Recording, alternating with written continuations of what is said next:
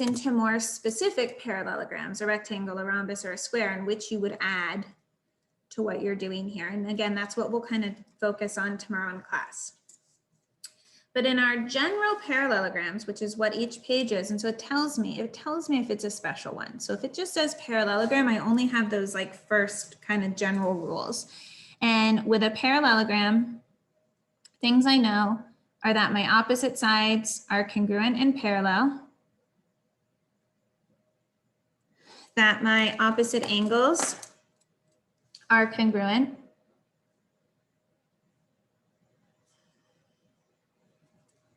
that my adjacent angles are supplementary, so those two would add up to 180. And in terms of my diagonals, I know that I'm just going to redraw another parallelogram. I know that my diagonals bisect each other, so that this diagonal is cut into equal parts and this diagonal is cut into equal parts. Those are all kind of our general parallelogram properties. So for each of these diagrams, I can use any of these pieces to solve for the variable. And so to solve for x, well, I know that this opposite, or this side is opposite its length, that's 26. So there's my algebra equation. And now I'm just solving. So I get 7x equals 21 and x equals 3. Okay, opposite sides are congruent. Now, what about when I switch to finding, let's actually start with B.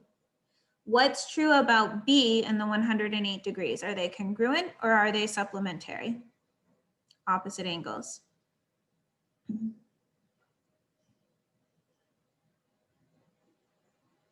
They're congruent, exactly. So all I need to put here is B equals 108. And I know that because opposite angles are congruent in my parallelogram. And then I get to A and B, or A and this 108 are going to be what? Yeah, A is going to be 72. They're going to be supplementary. Okay, and so there's a few ways you can remember that. You can just remember the rule, or because these are parallel, these are same side interior angles. So those would have been supplementary anyway, even if I hadn't told you the rule, the parallel lines piece should get you there. So same idea on the next one. I'm given opposite angles. So I know that 2y is equal to 62, or y is equal to 31. And now here comes a little bit of the tricky piece. So I could either make this all one equation where I say that 62 plus 5x plus 18 equals 180, or I could just say that 5x plus 18 must equal what? What must this angle be here?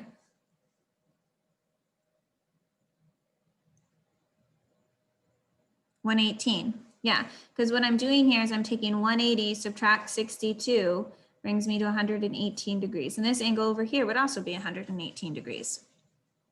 So I would have 118, then I have 5x equals 100, and x equals 20.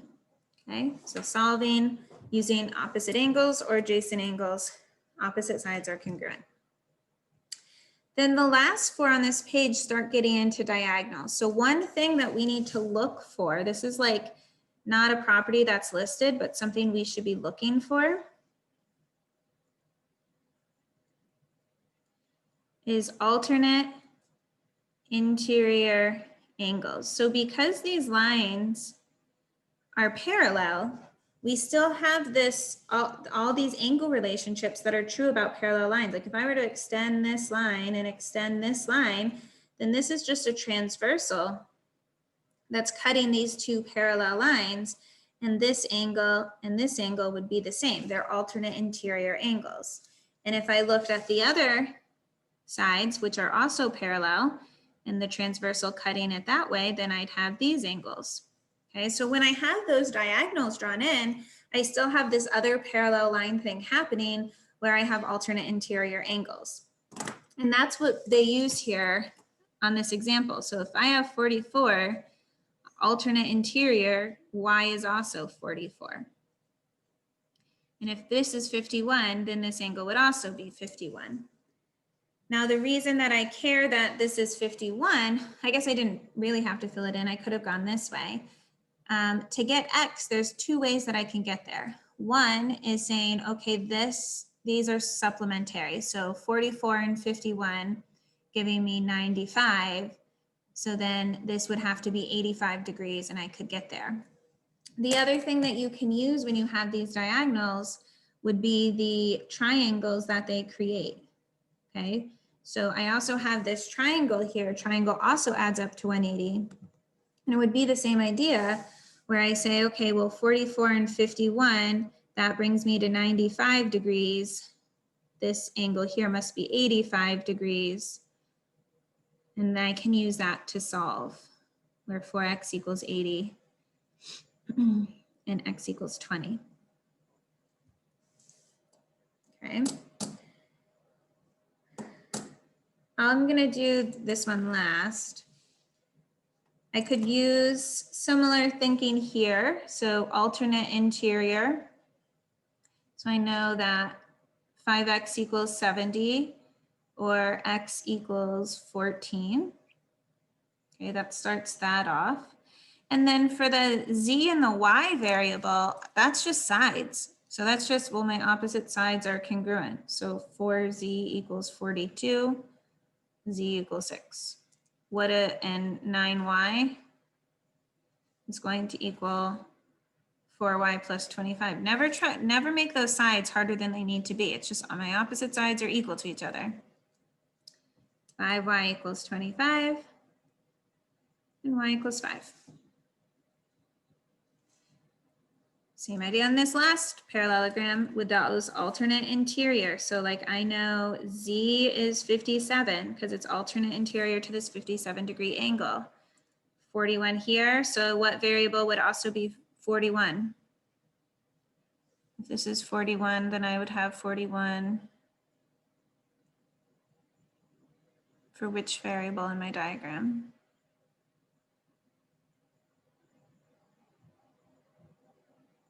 For y, yeah, this would alternate interior up here. This would be 41 as well. And then there's a few other ways. So I have y equals 41. There's a few ways that I can get x, a, and b. One thing that I can start using here is I could use triangles. So one way that I could get b is to say I have two of these angles, right? I have 41 and 36. 41 and 36 combined is going to give me how many degrees in this triangle so far?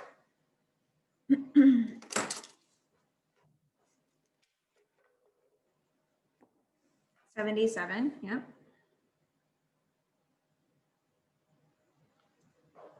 So then I have 77 degrees, which is going to leave how many degrees for that top angle in the triangle? 103. 103 degrees here. And if this is 103, then B is 103 because can you see this vertical angle here? So that's one way that I can get B. Okay, solve for that triangle and use vertical. What about A? What would A be? Wouldn't also be 103. What would A be?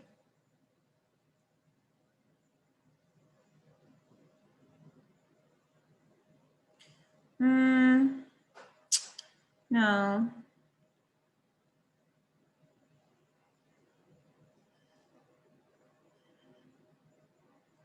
Okay. So A, what's happening with A? Yeah, 77. What's happening with A is it's creating a line. So either if I look at it this way or it would be, so this angle would be 77. Now I'm at my last piece I need to get. Now there are two ways that I could get this piece here, okay? One way is looking at this triangle, adding up these angles, and then finding the missing angle in this triangle.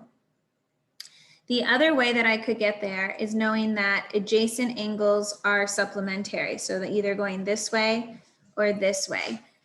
Now, the reason that's a little bit trickier is I have to combine these. So I have what, 98 degrees total in this corner. And then I have 36 here. So then 98 and 36 is going to leave me with 134 degrees. So then to find this angle, so what I'm doing is saying that all the way across here, all set? 2 tablespoons.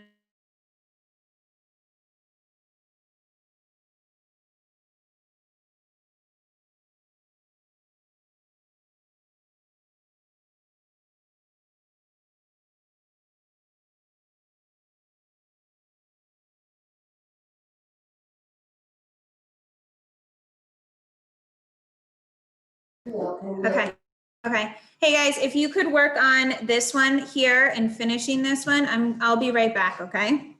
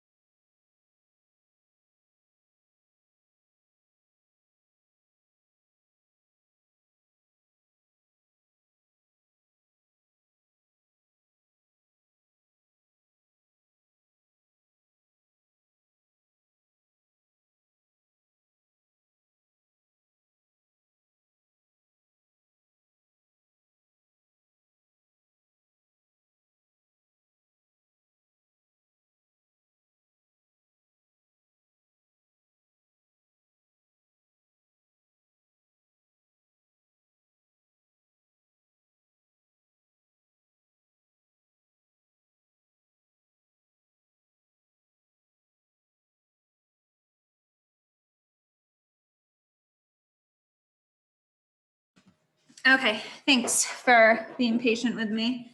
So one way, like I was saying, I could get X here is I got to kind of add all the way up, but this entire corner of the parallelogram has to add up to 180.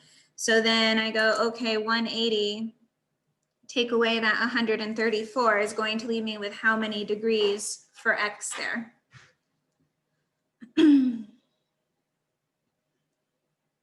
Let's see, 46. I have 46 degrees. So I have X equals 46. That's one way. Are you all still here? I'm sorry that I had to run down there. You're all still here. You're just ignoring me. So now let me show you another way you could have done that. And I feel like I remember this example from last year. Hopefully it gives us the same number. 121. Yeah, it will. The other way that you could have done that is now by finding A and Z, I have this triangle here. And 77 and 57 also add up to 134. Triangle totals 180. Then I get 46 degrees for X. So 2 ways of doing it, using the triangle or using the fact that kind of half my parallelogram has to add up to 180 and find X that way. So let's do the last one that we haven't looked at here. This is not using angles in the diagonals. This is using the fact that our diagonals are bisected. So it tells us that A to E is 10x subtract 7, A to E, and that E to C is 8x plus 11. And one thing that we know for parallelograms is that it's cutting those diagonals into equal parts. And so to solve for X there, I'm setting these equal to each other, doing some solving brings me to X equals 9. Okay, so that piece shouldn't be that tricky. If I know my diagonals are equal, there's my setup. What's tricky is now finding AC which is the whole length. And so to find AC, I could plug into either one of these. If I plug in here, so 10 times 9 gives me 90, subtract 7, that gives me 83. And I could also plug in here, or I could know like these should be the same length. And then AC all together is going to be the two combined. So 83 and 83 is going to give me 166 for that total length across. Okay. So that's kind of like, I mean, that's like the basic of the review. That's just parallelograms. And like I said, I'm delaying your quiz a day so that tomorrow in class we can really dive into some of the special stuff like rectangles, rhombus, and then the trapezoids that we're going to finish covering today. So I know this is a hard unit. Like there's a lot of pieces and a lot of properties. And so that's part of the benefit of having your notes, but it's also hard if you're not taking notes on the days you're not there. That really sets you behind in a unit like this, in this model. So just kind of keep that in mind. Okay, so now what we're going to do for the second little bit, which it's really just a page, is I want to finish the notes. And so if you haven't yet watched the video on trapezoids, then you're going to be a little bit lost, but I want you to find notes number 3. We're going to finish this up and then I'll let you go. I'll give you a moment to find it. We know what a trapezoid looks like. I think we've played with pattern blocks when we were kids. We're looking at ones that are isosceles, which means these two lengths are the same. And just like when we had triangles and we had if sides then angles, same idea here. If these sides are the same, these angles are the same.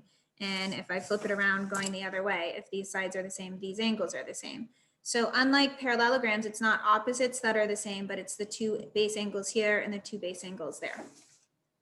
However, similar to parallelograms, it's still supplementary going this way.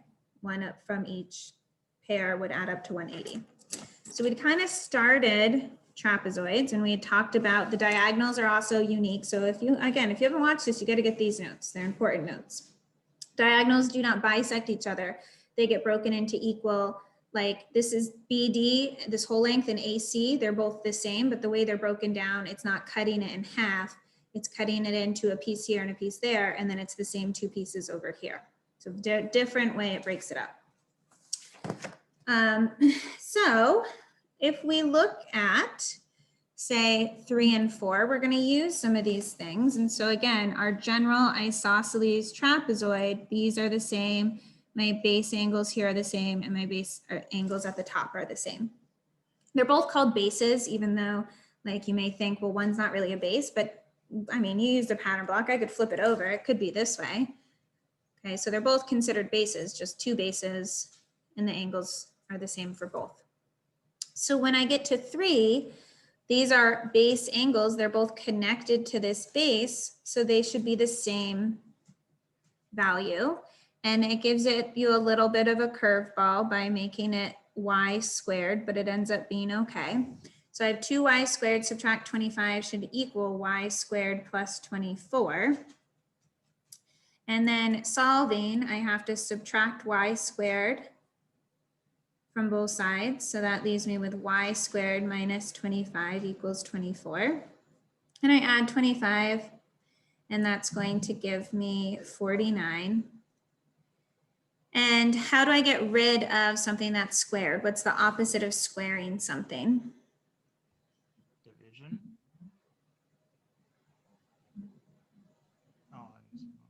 Does anyone know?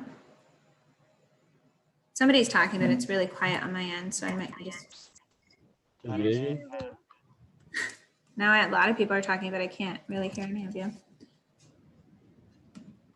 Let's see. Now say it. Square root. Yeah.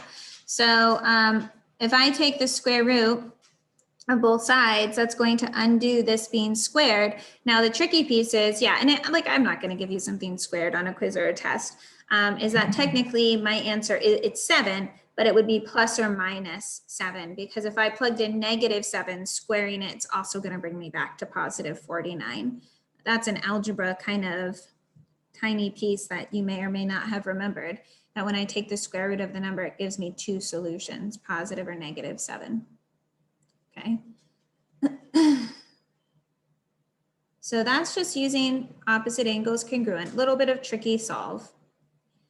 When we get here, it's using our diagonal. So just to remind you, RT is the same length as QS, that this length from here to here is the same as this length from here to here. But you can see like it's not broken up equally. It's broken, here's a length, and then here's the rest of that length. And it'll be broken up the same over here. Here's the short length and a longer length here. So it tells us that QS, which is this whole length, is 5z plus 3, and RT, which is this whole length, is 9z subtract 12. It says find the value of z so that it's isosceles. So all we're doing here is knowing this property, which tells us our diagonals are congruent, and setting them equal to each other and solving. So for z equals 15 and z equals 15/4. Okay, and that's something we had already talked about in class, especially if you were in class on Monday. We talked about trapezoids. Now, the last thing we're going to talk about with our trapezoid, so with everything we talked about diagonals, this is the first time we're talking about what's called a median. So what the median does is it's joining the midpoints of the legs, meaning here's a leg, this is the midpoint, it's right in the middle of AD, and Y would be right in the middle of BC. Okay, it's directly in the middle. And when I have a median, okay, connecting those two midpoints, then it says the median of the trapezoid is parallel to the bases, meaning this is also running parallel, and has a length that is equal to the average of the bases. Okay, the average of the bases. So the median equals base 1 plus base 2 divided by 2, or it's equal to the average of the bases. Okay, this length will be the average between these two, exactly in the middle of those two lengths. And so given a diagram, this should say find xy. We should be able to determine what our median length is here because I know both of my base values. So if I take 26 and 52 and add them together, it gives me 78. The average there, or dividing 78 by 2, gives me 39. So xy equals 39. Okay, or this is right in the middle. So another way that you could think about it, if you have both the bases, the next one we're going to be missing a base, but we'll talk about how you could also think about it that way, is I could go, well, 26 to 52, okay, the difference here is 26. So to get from here to here, it must be 13 and then 13 more there, okay, in terms of like it's in the middle. So if the difference between the bases is 26, then the difference between the base and the middle point is going to be half of that. And so I didn't really need this fancy equation to be able to know that 13 more puts me at 39, and then it would be the same amount basically on both sides of it. Okay. And this one is supposed to say AB. I flipped around. So I could use the same idea here where I'm given the median and I can say, well, okay, so to get from 38 to 31, I subtracted 7. So to get to this, it would be the equal difference all the way through. So if I subtract 7 again, that's going to bring me to 24. Okay, and then now I have AB. Okay, so that's one way to think about it, is just that it's like broken down equally. Now, obviously, if you're given an expression like x plus 7 in the middle, then you have to know the formula. But for something like this, I can also just think about finding that middle number. If I had used the formula here, it would have been a little bit different because remember, it's the median equals the average of the bases. And for this, I didn't know one of my bases. So I would have said 31 equals 38 plus something over 2. And then there could have been a few ways I could have thought about that. So one is just get rid of this over 2, which means double this, and make this 62 equals 38 plus what? And that's how I could have found x using the equation, or this missing length. Okay. And you'll get some practice with this in the review. If you haven't already finished the review, you'll get practice with that today when you finish the review. So the last thing I want to do is just draw an overall diagram. So here's our last page. It's pretty much blank and it gives us a word bank. So what I'm going to do first, I was going to make a box, but I don't want to because a box is going to be a quadrilateral. I'm going to make like a really big cloud. Okay, and this cloud is going to contain all quadrilaterals, which means anything that has 4 sides. So I've used quadrilateral from my word bank. Within this cloud, I'm going to draw kind of a big cloud in here. That's how big my other cloud is. And a type of quadrilateral is a parallelogram.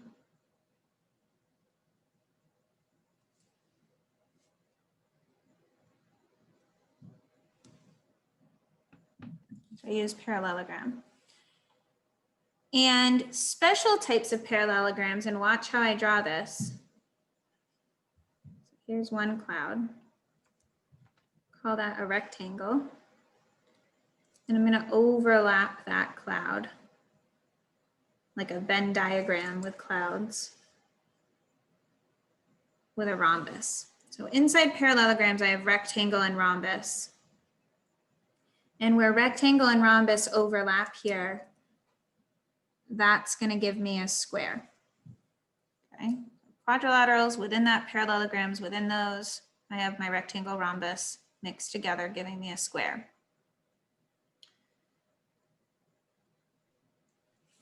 That uses all of my words in my word bank except trapezoid.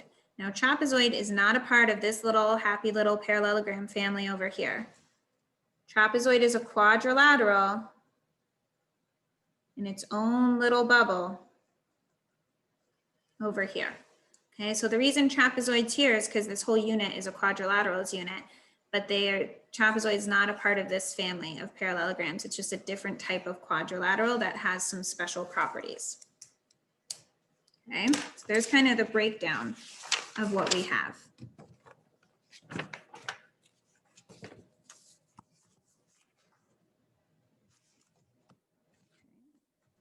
And that's it. And then you have review today. Now, before I have you go, I want to update, I let some people in.